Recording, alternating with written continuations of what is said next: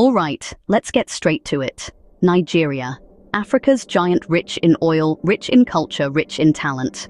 But let's be honest, it's also a nation drowning in corruption.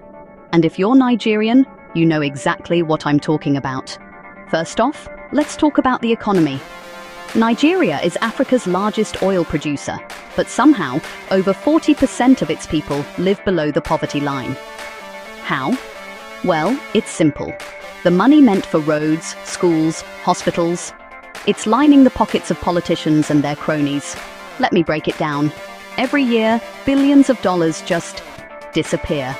Poof. Gone. Take the fuel subsidy scam.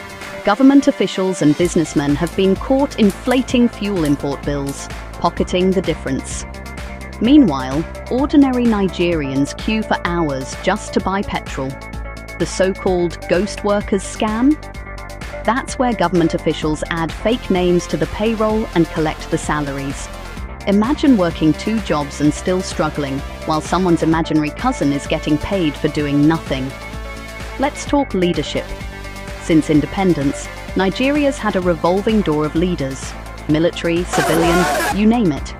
But real change? It's like waiting for rain in the desert. Elections are rigged, votes are bought, and the same faces keep popping up, promising change.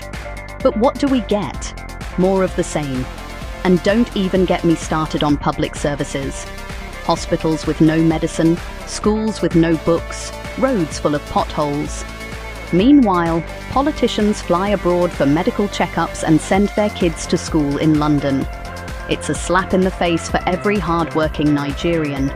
Fraudulent activities are everywhere, from 419 email scams to massive embezzlement at the highest levels. And the worst part? Most of the big fish never see the inside of a jail cell. Justice is for sale, and the poor always pay the price. But here's the thing. I'm not saying Nigerians aren't hardworking or resilient. In fact, it's the people who keep the country going despite all the odds.